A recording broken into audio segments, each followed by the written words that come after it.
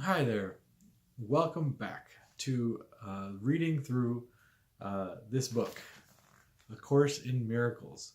Now, it's a pretty big book. It seems very intimidating to have such a large book with language that can seem quite difficult.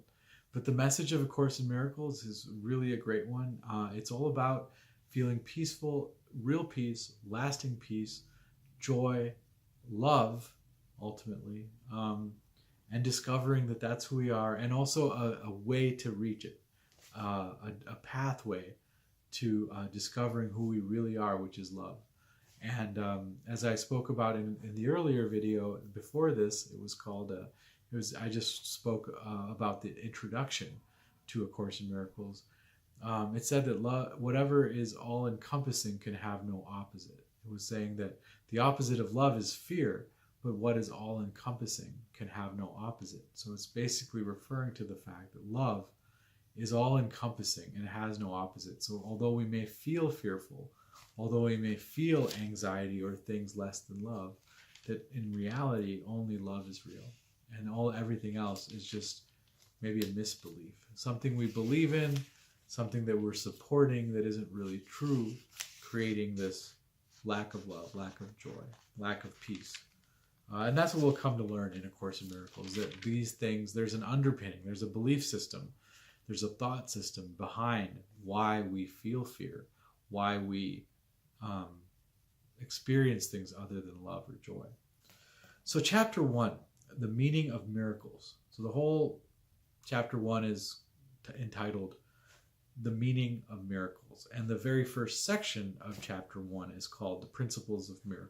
So I invite you to get your book or your device that has these words on them, or if you don't feel like it, just hang out and listen to me read them. So what I'm going to do in these videos is just go over the verses that we went over in our class or in our discussion group.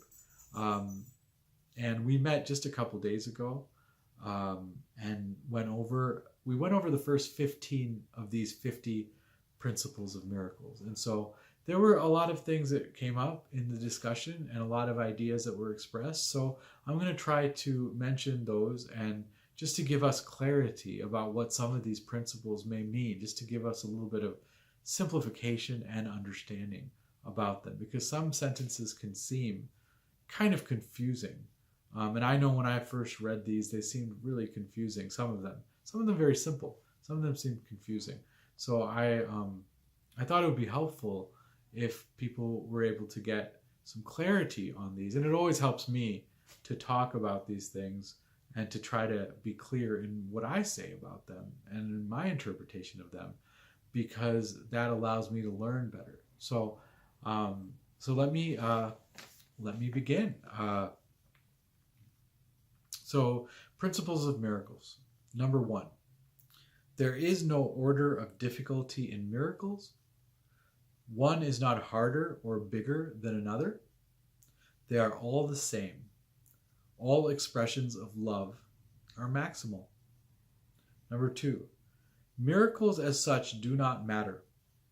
The only thing that matters is their source, which is far beyond evaluation.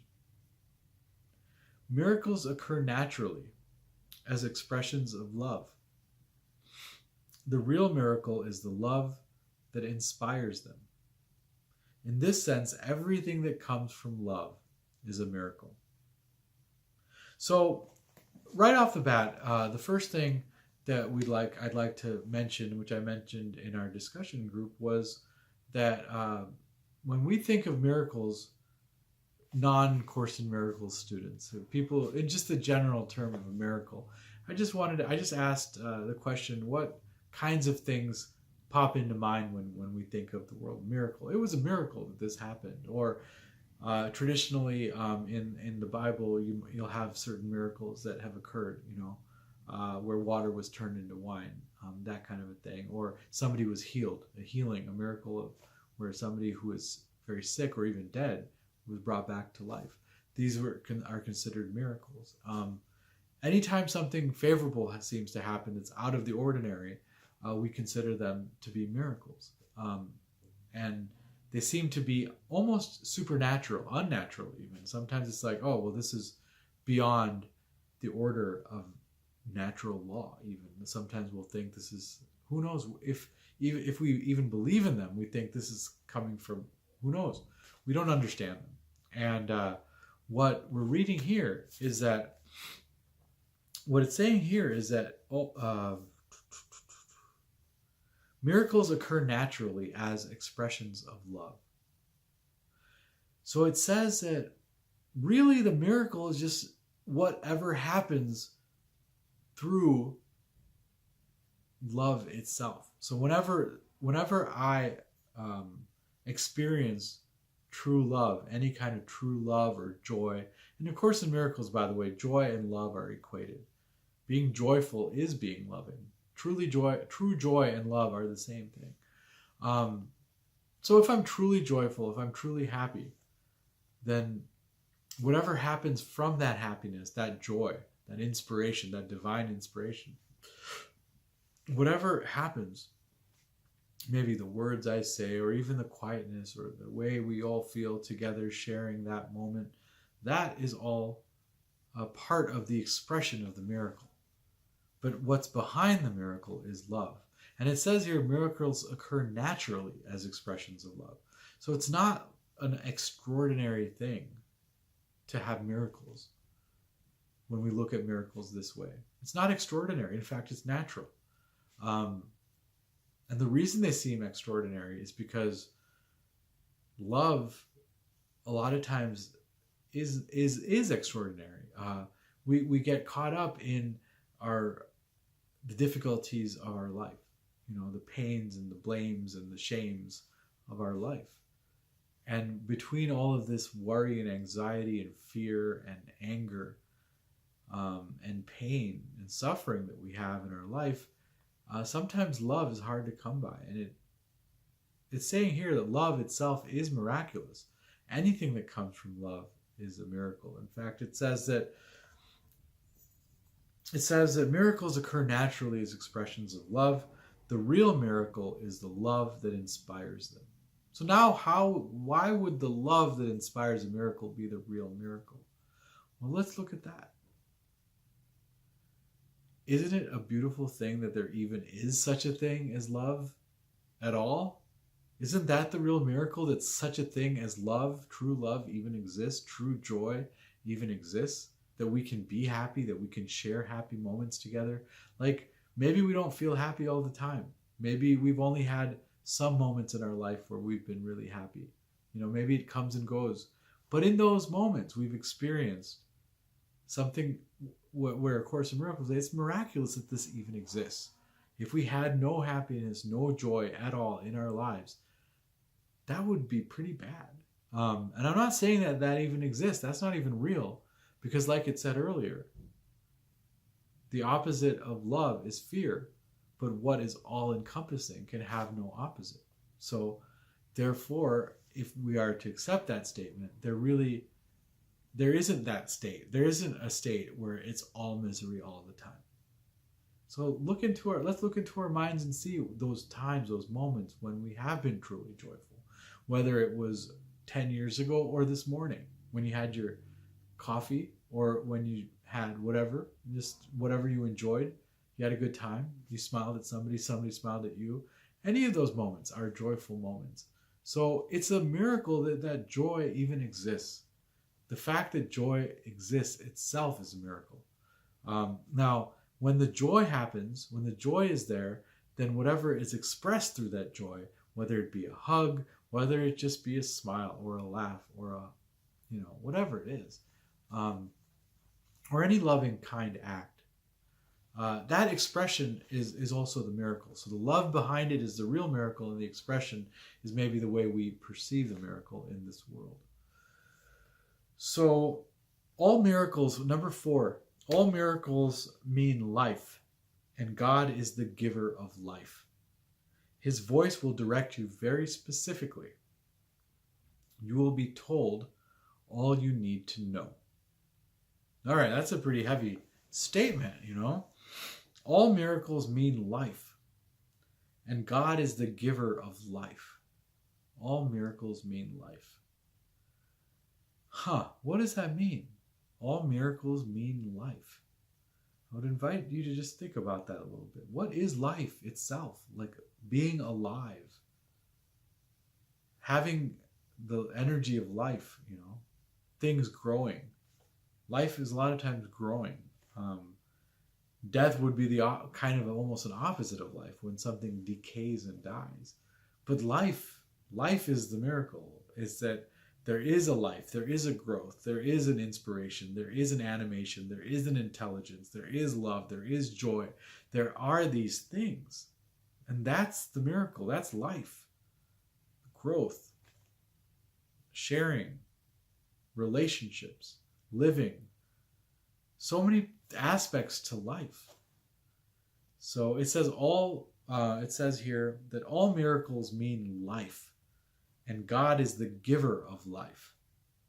So earlier we said that love is all things that love is the real miracle, and miracles occur naturally as expressions of love. And again, here we're seeing all miracles mean life, and God is the giver of life. So in a way, we're saying that if miracles are an expression of love, if love is the source of a miracle, then love and God are very much the same, really. And so therefore, love is also the giver of life. And we can see that in action. We can see that when somebody is loving or joyful and encouraging and supportive with us, when we're supportive and encouraging with somebody else, maybe a relative, maybe our spouse or our significant other or our parents or our parents to us. In our lives, there's been teachers, there's been some people in our life who have been kind to us and supportive and helpful to us. And that extension of love that they've given us has given us life. That love is giving us life. If somebody makes us feel bad, or if we take something personally and something that seems very negative, very almost hateful, then for a while we're almost damaged. People can get sick and ill from guilt and shame and blame. Their bodies can literally become sick. So that's the opposite of sickness is not life. When we talk about God is the giver of life, we're really talking about proper life, like an inspired life, a happy life, hopeful life, healthy life. That's life. Life and health are very similar. Vitality is part of life. So love is the giver of life. Without love, this life is we might as well be robots, That's not living, It's a spark, the spark of life in somebody. So God is the giver of life. His voice will direct you very specifically. You will be told all you need to know. Now that sounds pretty intense, right? That you will be told all you need to know. Well, in a way, it's really good. If God, it says God's voice, His voice with a capital H, His voice says God is the giver of life. His voice will direct you very specifically. You will be told all you need to know. And it's pretty simple right there. I don't need to expound upon that much. Later on in A Course in Miracles, when it talks about His voice, it'll be pretty much referring to the Holy Spirit as being the voice for God, is the Holy Spirit. So when it says His voice with a capital V, it's referring to the Holy Spirit. And the Holy Spirit is also given other names, many other titles within the book, many other descriptions, such as the Comforter, the Healer, the Teacher, the Guide.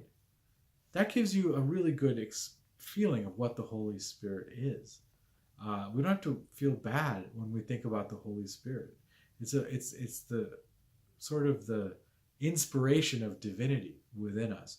And when you think of a comforter or the guide or a teacher or the healer, all of those things are very comforting ideas, They're nice ideas. They're good ideas. They're helpful ideas. So when we think of the Holy Spirit, when we think of His voice, it's not a commanding, harsh voice. That's not His voice. When they refer to His voice, will direct you very specifically. When they say that, when it's said here that his voice will direct you very specifically, it's not some kind of crazy voice saying, go do this crazy thing. No. If you think of his voice as being the comforter, the guide, the healer, and the teacher, then clearly that voice is not going to be a destructive, negative type of voice. So I want to bring that up right away, so that you won't be confused. If you're hearing something in your mind that doesn't sound like the healer, and doesn't sound like the comforter, and doesn't sound like a teacher or a guide, then that's not the voice. That's not his voice. That's the ego's voice. And so we'll get to that more later. And it says, you will be told all you need to know. So his voice is in our own mind. We can access the Holy Spirit's voice in our own mind. We'll learn how to do that later. As we read this, we'll become more in tune with that. So don't worry about it right now. But you will be told all you need to know. What does that mean? It means that everything that we need to know to live will be told to us directly, specifically, from the Holy Spirit. That's what it really means. And it's really saying that all of the knowledge we need to know isn't going to come from outside of ourselves. It's going to come from within. And that includes everything we need to know, everything we'll ever need to know for this life or infinitely, that is going to come from within. So it's kind of nice to know that really, that we have that access, even right now, that I have access to that voice within me at all times, throughout time and space. And if time and space aren't real, as we'll get to, throughout eternity, that I have access to the Holy Spirit. Number 5, miracles are habits and should be involuntary. They should not be under conscious control. Consciously selected miracles can be misguided. So I'm just going to leave that sentence there. It's pretty straightforward. Miracles are natural. When they do not occur, something has gone wrong. So if you think of a consciously directed miracle, it's almost like you've decided to pull off some sort of special thing, a miracle. But what it's saying in the next verse, number 7, next principle, that miracles are everyone's right. Miracles are natural. When they do not occur, something has gone wrong. What it's saying here is that they're natural, that they should be happening all the time, because love is the source of miracles. Miracles are an expression of the love behind them. So the love should be happening all the time, technically. When that's not happening, something's gone wrong, because love is natural. It's natural. It's unnatural to be conflicted and in anger and pain and arguing and all that. That's not natural, is what it's saying here. What's natural is being loving. So the idea of a miracle being a spectacle is not true. And the idea of a consciously selected miracle, it says it can be misguided. So if there's somebody, some spiritual master or something that you may find that people talk about doing a miracle, that may be what they're referring to here, or maybe other things that maybe people can manifest something or whatever. But A Course in Miracles doesn't go into a whole lot of detail about that kind of thing, because that's not what A Course in Miracles is really about. A Course in Miracles is about expressing love and removing the blocks to the awareness of love's presence.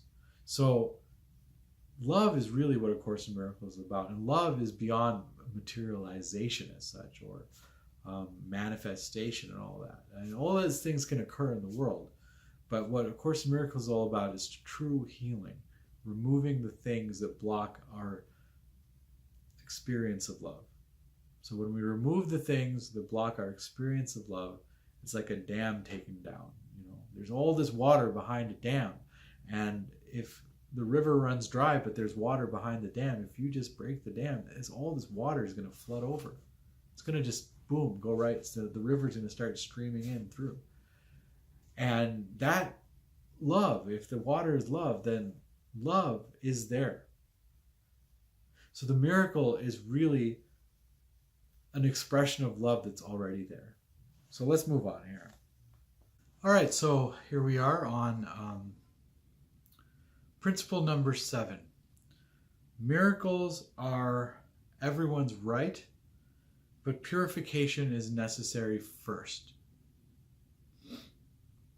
Well, what does that mean, purification is necessary first? And what does it mean that miracles are everybody's right?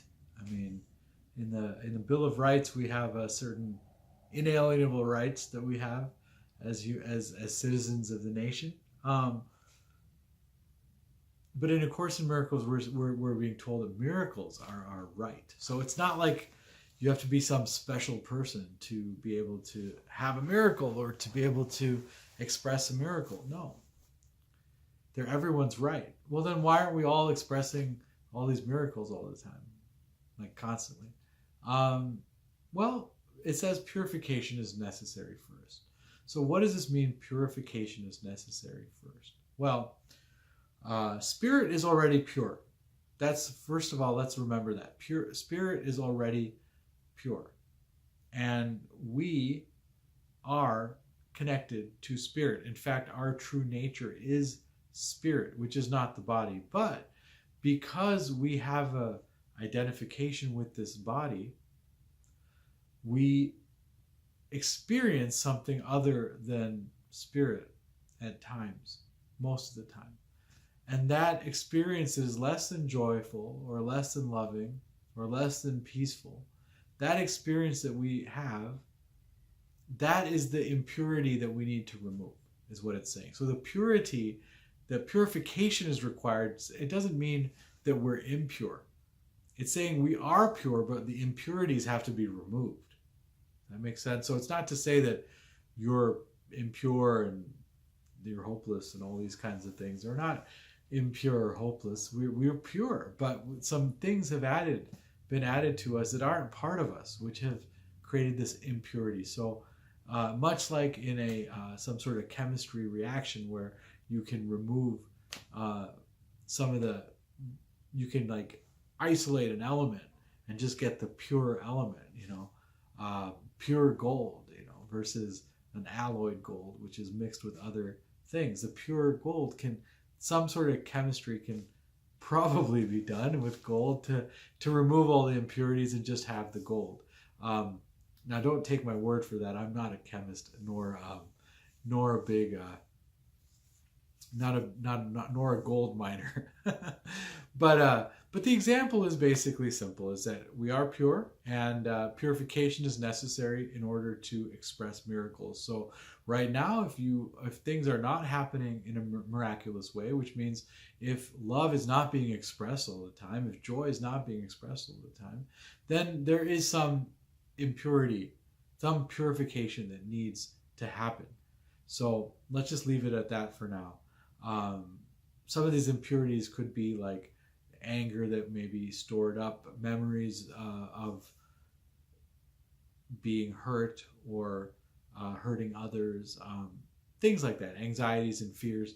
Those are all various forms of things why we need purification. So we realize that those parts aren't a part of us. So right now, if we're attached to some kind of anger that we've had for a long time, if we still feel really angry about it, then purification is necessary. And A Course in Miracles is going to help us with that process.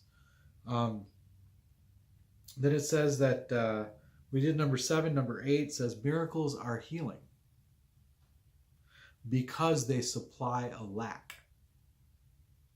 They are performed by those who temporarily have more for those who temporarily have less. Miracles are healing because they supply a lack. They are performed by those who temporarily have more for those who temporarily have less. I think temporarily it's used twice, so it must be more important. So basically, to understand miracles are performed by those who temporarily have more for those who temporarily have less, the idea is that it's all temporarily having more or less. Like the idea that somebody has more and somebody has less is a temporary idea because we all have everything. It'll get to that later. But if we are love, if we're all this all-encompassing love, if that's all that exists, then all we all have to do is realize that, and we'll all have everything. We'll all have this love. And that's why some people are more connected to that love. So they temporarily have more. It's not like something's going to be taken away from them and given to this other person so that they both have an equal amount of something that this miracle provides. No, it's that whoever has more will temporarily, they only temporarily have more before. So once they give for a while, they're both raised actually. But they temporarily have more and one temporarily has less over the entire sequence of time. But at some point, they'll both be equal because we all have the total love, really. We all can experience and express the total love. So it says that they are healing because they supply a lack. Miracles are healing because they supply a lack. Whenever we feel like we don't have something, or we don't, like especially love, if we feel a lack of love, then miracles provide, since miracles come from love, that's really what they're providing. They're providing something for, they're healing the lack, the feeling of lack. So yeah, that's why they're healing, because they supply this lack. It goes on to say miracles are a kind of exchange. Like all expressions of love, which are always miraculous in the true sense, the exchange reverses the physical laws. They bring more love both to the giver and the receiver. All right, so we are at, I've had to break up these videos and make different videos because I'm making this on my phone, and sometimes all of a sudden I'll get some notification and then my video will stop. So clearly amateur quality video making being done here. But anyway, let's get back to this. So I just talked about number 7, which is that miracles are everyone's right, but purification is necessary first. And the next one that I'm going to read is number 8. Miracles are healing because they supply a lack. They are performed by those who temporarily have more for those who temporarily have less. So let's move on to the next one so we can get some clarity on that. Miracles are a kind of exchange. Like all expressions of love, which are always miraculous in the true sense, the exchange reverses the physical laws. They bring more love both to the giver and the receiver. Now this is one of those sentences that seem confusing at first until you break it down. It says, like all expressions of love, which are always miraculous in the true sense, the exchange reverses the physical laws. They bring more love both to the giver and the receiver. So the confusing sentence, I think, originally is that the exchange reverses the physical laws. So it says that miracles reverse the physical laws. Well, what does that mean, reverse the physical laws? And then it goes on to say that miracles bring more love both to the giver and the receiver. And they also say that miracles are a kind of exchange. So that was earlier, kind of before this particular principle, the principle we read before that kind of brought out this particular idea that miracles are an exchange.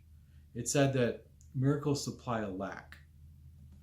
They somebody who temporarily has more can give to somebody who temporarily has less. So in that way, it's an exchange. It's somebody giving something to somebody else. But the reason that it reverses the physical laws is because physically, if I were to give you something like this book, if I gave it to you through this video somehow and you received my book, then I would lose the book. I would no longer have this physical book because you would have it. But the miracle coming from love is such that it reverses the physical laws, where I must lose something for you to gain something. When a true miracle happens, when a miracle is an expression of love, if I share my joy with you, if I am compassionate with you, and I help you in some way, the love is increased in both me and you. And so therefore, this exchange is a reverse of the physical laws. The physical laws say if I give you something, I gain something, or you gain something, I lose something. But in the miracle thing, in the spiritual world, if I give something, we both increase what is given, which is love, joy. So by sharing a joke with you, I laugh and you laugh, and we both increase our joy. And that's a reversal of the physical laws. The next sentence says, the use of principles as spectacles to induce belief is a misunderstanding of their purpose. So again, if somebody is doing some kind of fantastical thing to try to get people to believe in them, that doesn't sound loving to me personally. If I think, just think about that for a bit. If miracles are expressions of love, does something being done to induce belief sound like an expression of love? So miracles, and they occur naturally. So it's not, and they're not consciously directed. So this all works perfectly in line with that. That if somebody does a miracle to induce belief, that's a consciously directed miracle, which means it's not really a naturally occurring one. It's not happening automatically, naturally. It's happening sort of forced. It's a forced thing, and it's done to induce belief. We're not loving to induce belief in people. We're loving because we're loving and they deserve love, and they're loving and they receive love. We give love because that's who we are. We do it as an expression, as an extension of who we are. So it's not done. I don't express love in order to create belief in somebody else or induce belief, as they say. I'm loving because the other person maybe needs the love, or maybe it's just a natural extension of who I am. So sharing joy is a natural part of being alive. When it doesn't happen, something has gone wrong, to quote an earlier verse. Now it says that prayer is the medium of miracles. It is a means of communication of the created with the Creator. Through prayer, love is received, and through miracles, love is expressed. So it's pretty straightforward. Miracles are thoughts. Thoughts can represent the lower or bodily level of experience, or the higher or spiritual level of experience. One makes the physical and the other creates the spiritual. So miracles are thoughts. This is a new level here. So far, whatever we've read, it never really said that. It said that miracles come from love. The source of miracles are far beyond our evaluation. Miracles mean life, and God is the giver of life. So God is the giver of miracles. And now it says miracles are thoughts. Thoughts. So thoughts are miracles. So a loving thought is a miracle. If it comes from love, and it's a thought that comes from love, then it's a miracle. If it's a thought that doesn't come from love, then that's not even, it's not a miraculous thought. It's not being miracle-minded. So having a loving thought, having a thought in which one can be genuinely helpful in some way, those thoughts are miracles, is what this is saying. And again, if a miracle is expressed, the joy is increased in both parties. It's beneficial for both. The increase, it says that more love happens in both the giver and receiver. More love is created in both the giver and receiver through miracles. So miracles are thoughts. They're thoughts in which more love happens in both the giver and the receiver. More love. And they're thoughts. That's why they can be miraculous. That's why they can reverse the physical laws, because thoughts are beyond the physical. Now there's two kinds of thoughts according to this particular principle number 12. There's bodily thoughts and there's spiritual thoughts. And these are the two levels, the lower level and the higher level. So when we're sort of thinking thoughts that are having to do with our body and us being the body and being part of this body as being reality, even thoughts about the physical landscape around us is really seeing through the eyes, which is part of the body. So all of those perceptions are the lower level. The higher level is the spiritual thoughts, more abstract and loving and universal. And so that would be the higher level of thought. So And we're not to judge ourselves for having the lower level thoughts. We don't go to somebody and say, oh, that's a lower level thought, dude. Stop it. You're a bad guy. You don't do that. Because they're not bad. And the really idea is to recognize in ourselves that, oh, I see that there's other levels of thought. So when I'm encumbered in this physical world and my thoughts are regarding the physical world, sometimes I can feel trapped. I can feel trapped because it's like, oh, well, if this food doesn't make me happy, or if this thing outside of me, if this television show doesn't make me happy, if this music doesn't make me happy, if this place I'm at doesn't make me happy, the space, the air, the environment, all of these things are all part of the body. Those are bodily thoughts. So these bodily thoughts are only one level. The second level, the higher level, is the spiritual level. And ultimately we'll learn that the spiritual level is really the only real level. The bodily level, that's why it's called the lower level, because it's not real on a permanent scale. But it's real enough for us to experience it right now. We're experiencing this on the bodily level. You're seeing a body, me, and I'm expressing through a body, and you're seeing this through some sort of device, a computer screen or something. So it's all physical. Your eyes are seeing it, your eyes are engaged, your physical body is engaged. You're hearing this through your ears. So these maybe you could consider a lower level of experience, whatever's happening through the body. But the higher thoughts are those that represent spiritual thinking, that are beyond the body. So let's move on and we'll get more clarity. 13. Miracles are both beginnings and endings. And so they alter the temporal order, the temporal order. They are always affirmations of rebirth, which seem to go back but really go forward. They undo the past in the present and thus release the future.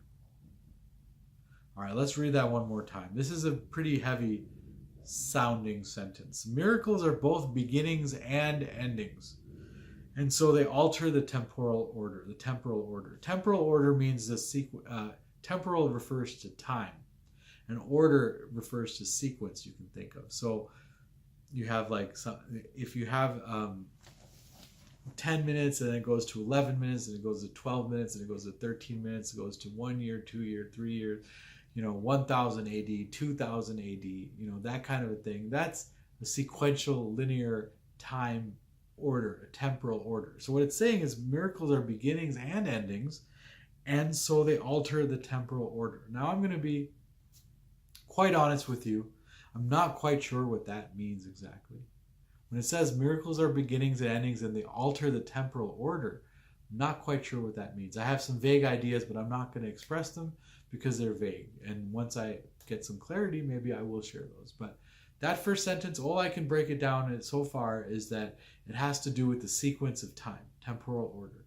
So miracles alter that. They alter maybe what's going to occur because of the miracle. So what normally would have occurred will not occur through a miracle. So if normally some sort of conflict would have happened, if there was a loving miracle, an expression of miracle, it changes, it alters what will happen in time.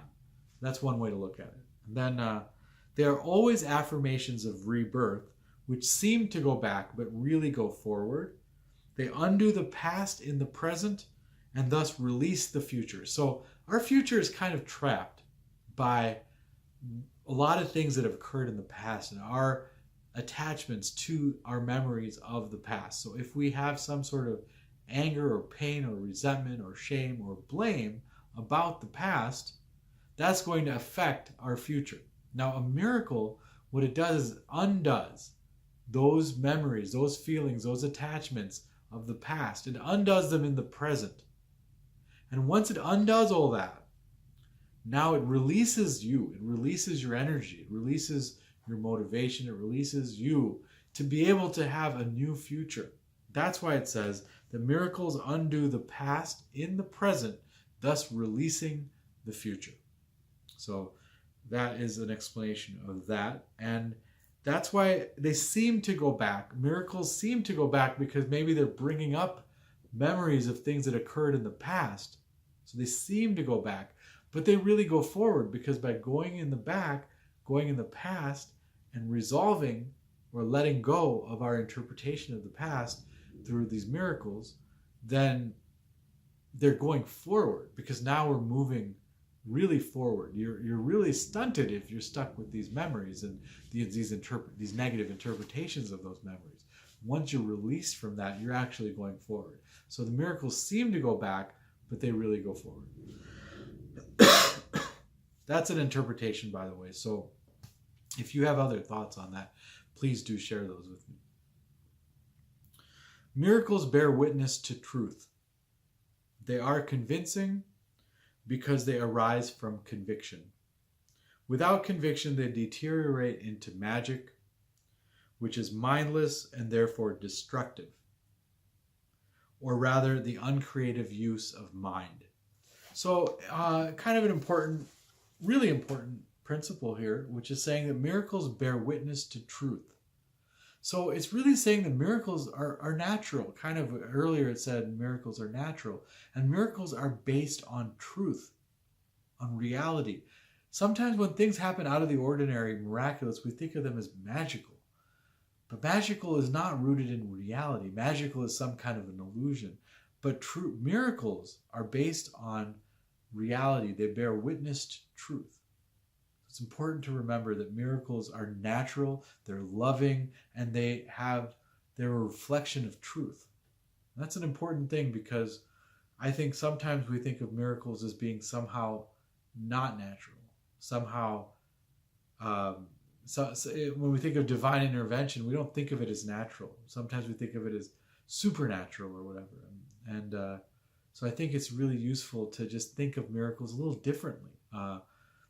Thinking of miracles in the context of A Course in Miracles. And that context, it really helps us understand what a miracle is. It bears witness to truth. So it begs the question, what is the truth? Because if it's something unloving, but it seems true, this is saying, no, it's not true, because miracles bear witness to truth, and miracles come from love. So therefore, what may seem real and truthful, but it's negative and harmful, isn't really miraculous. So miracles heal. They would heal. Miracles will be healing. So I'm not going to get into more detail than that. I think it's pretty straightforward. Miracles bear witness to truth. They are convincing because they arise from conviction. They are convincing because they arise from conviction. Now, that's an interesting sentence, because it's a little play on words, convincing and conviction. It's kind of has a good, interesting feeling when you say that. And it's more convincing because of the way it's written, with conviction.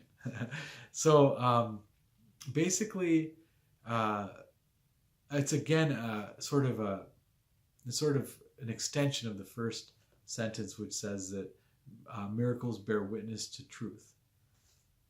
They are convincing because they arise from conviction. So somebody who's very honest and integrated, and they're really pure with the truth, the real truth, the loving truth, those people will be able to have a miraculous life and show and share these miracles with people. And it doesn't mean you have to have read A Course in Miracles. There will be people you see who already understand these things. You may have ran into them. You may run into them in the future. I don't know. But they bear witness to truth, and they arise from conviction. They're convincing because they arise from conviction. So unless you truly have a conviction in what you're doing, it's not going to be convincing, you know? Somebody can only convince you if they're convinced about it. And but miracles are beyond fakery. They have nothing to do with being fake. Because they bear witness to truth. So really, I think that this just provides us with more security and safety in what a miracle is. It sort of takes the fear level down in our being, because we're realizing that miracles have something to do with the truth. And they have something to do with love. And they are healing. So when we think of all these things, and they come from conviction, so it really makes us realize that, I can relax. because miracles are a good thing. They're natural, they're loving. I don't have to freak out because something out of my usual world happens. It's possible for things to happen that are wonderful and truthful as well, and good. That's really the message, one message you can get from this. So we were talking about number 15. Each day should be devoted to miracles. The purpose of time is to enable you to learn how to use time constructively.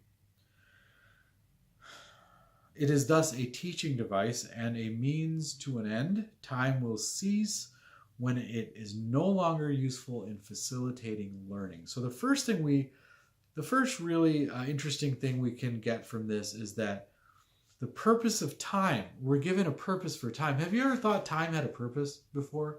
Because I never did. I never thought time had an actual purpose. All right, there's 24 hours in a day and the years go by and one day you die.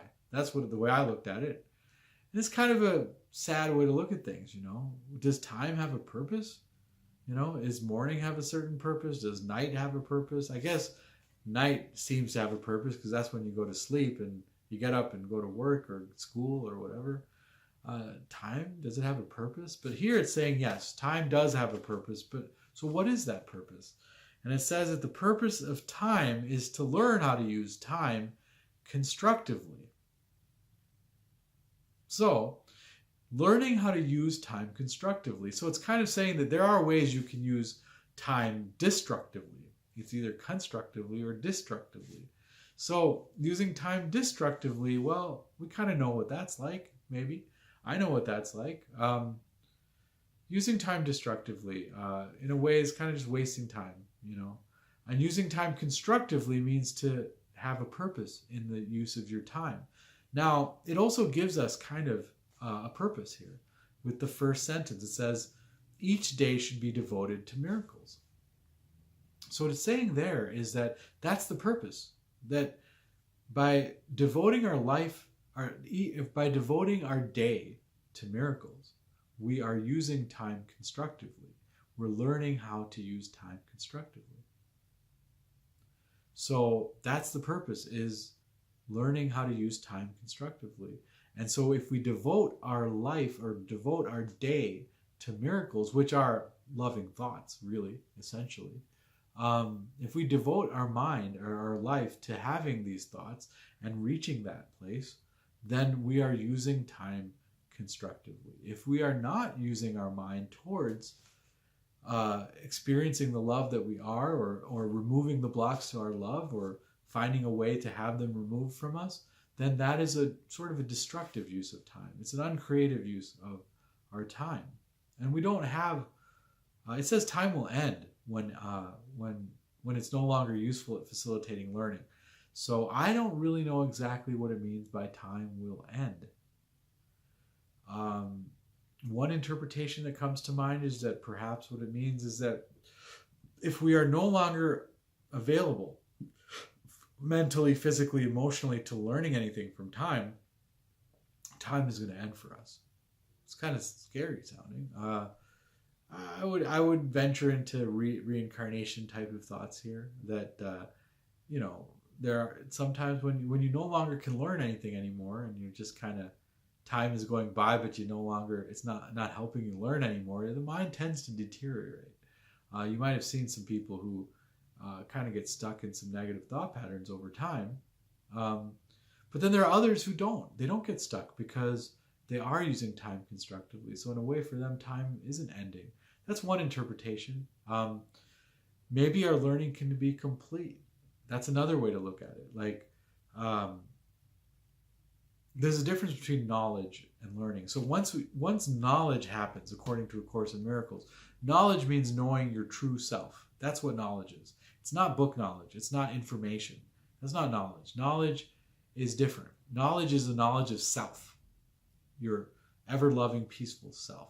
Your joyful, true self. That's knowledge. So if you know thyself, if you know yourself, if I know myself, I have knowledge. So at that point, once I know myself, once I know who I really am, what my divine self, then learning is no longer necessary. Now I can devote my mind to creation. But that's a whole other topic. But and the course refers to that later. We'll talk about that later.